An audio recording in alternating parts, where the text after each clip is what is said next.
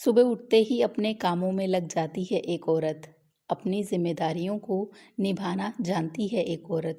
Husband को time से office भेजना, बच्चे को रेडी करना, खाना बनाना और ना जाने कितने अनगिनत काम सुबह से लेकर रात तक करती है एक औरत।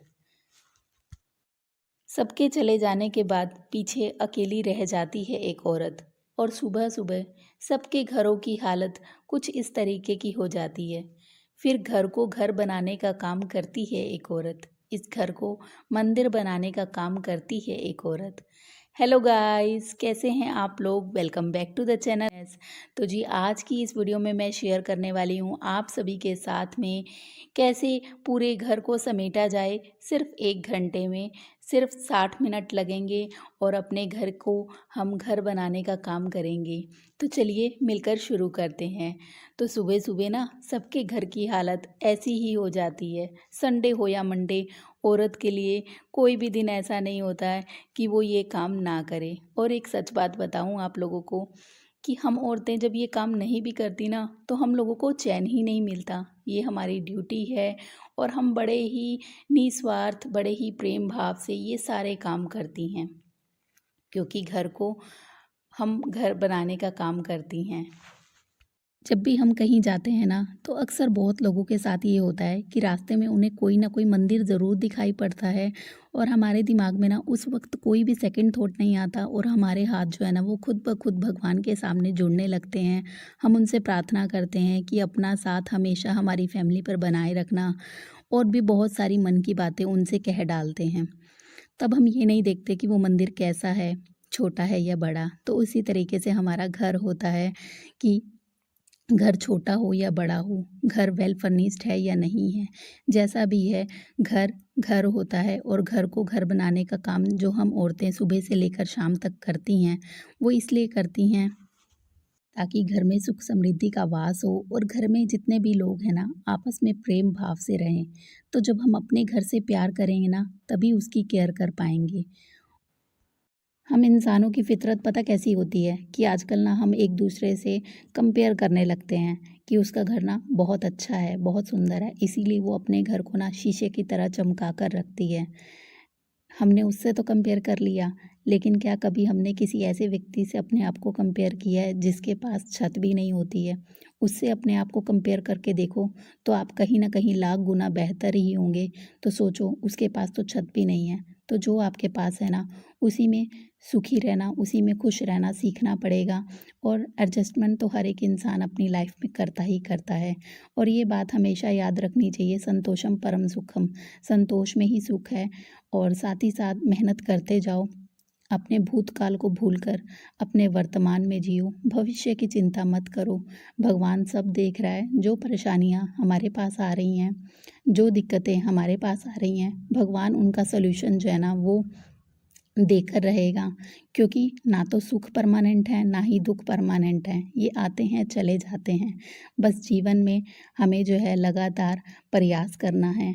बहुत सी महिलाओं को सुना है कहते हुए कि मेरे घर के काम जो है ना वो ख़त्म ही नहीं होते, सुबह से शाम हो जाती है मैं घर के कामों में ही लगी रहती हूँ। मेरे घर के काम जो है ना वो उतनी जल्दी नहीं निपटते, मुझे खुद के लिए समय निकालना जो है ना वो मुश्किल हो जाता है। तो उनसे मेरा यही कहना है कि ये आपके लिए मोटिवेशन है कि ये जितने भी घर के काम है ना मुश्किल से 1 से 1.5 घंटे का टाइम लगता है। ट्रस्ट मी, ये घर के सारे काम जो है ना वो निपट जाते हैं, चाहे वो कपड़े हों, बर्तन हो, क्लीनिंग हो, सारे काम निपट जाते हैं। अगर आपके पास मशीन है ना तो आप क्या करिए, सबसे पहले कपड़े लगा डालिए और कपड़े धोने का काम जो है ना वो चलता रहेगा, साथ के साथ जो है आपका सफाई का काम चलता रहेगा। मैं अपने बारे में बताऊं तो मैं सारे कपड़े जो हैं वो हाथ से धुलती हूँ। तो मैं पहले जो है वो क्लीनिंग का काम निपटा रही हूँ, तो जितना भी रूम की क्लीनिंग थी वो मैं करके आई हूँ और अब आ गई हूँ किचन में। तो किचन में जो है खाना बना तो गैस जो है ना वो गंदी हो ही जाती है, तो इसको मैं यहाँ पर साफ़ कर रही हूँ।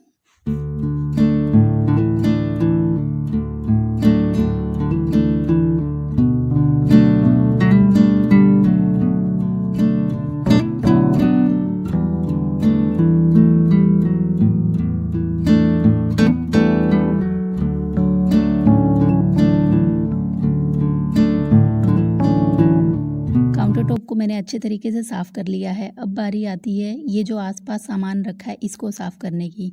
तो इसमें बहुत ही कम टाइम लगता है। मैं रोज़ जो है वो साफ़ करती हूँ इसको, क्योंकि ये सामान जो है ना वो डेली यूज़ का है। इसमें चीनी, चायपत्ती, तेल इसी तरीके का मैंने सामान रखा हुआ है। और ये जो तेल वाली बॉटल है ना, इसके नीचे मैंने आजकल कटोरी लगा कर रखी हुई है। इससे फ़ायदा बताती हूँ आप लोगों को क्या है। पहले क्या करती थी, मैं ऐसे ही रख देती थी और जब भी तेल निकालने के बाद जो है ना, थोड़ा बहुत तेल जो है वो बॉटल के नीचे रह जाता था, जिसकी वजह से ये जो रैक है ना वो ख़राब हो जाता था और तेल-तेल हो जाता था और सारी जो धूल मिट्टी है ना वो इस पे चिपक जाती थी। लेकिन कटोरी लगाने से ना बहुत ज़्यादा जो है वो फ़ायदा हुआ है।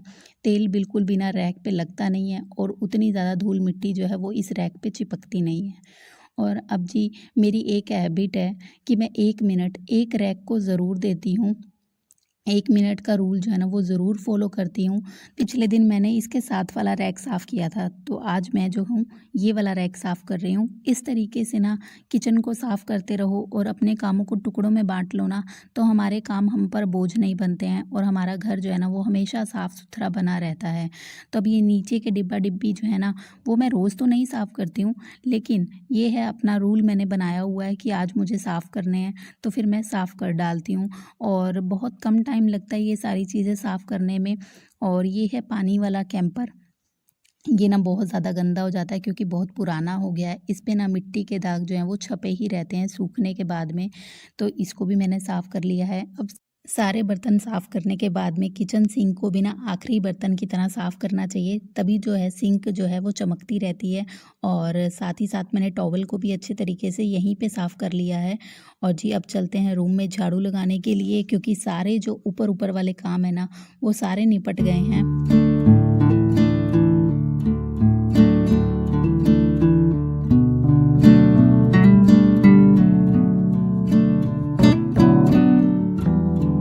रूम और किचन का झाड़ू लगाते-लगाते जो है मैं आ गई हूँ गैलरी में और यहाँ का झाड़ू लगा रही हूँ।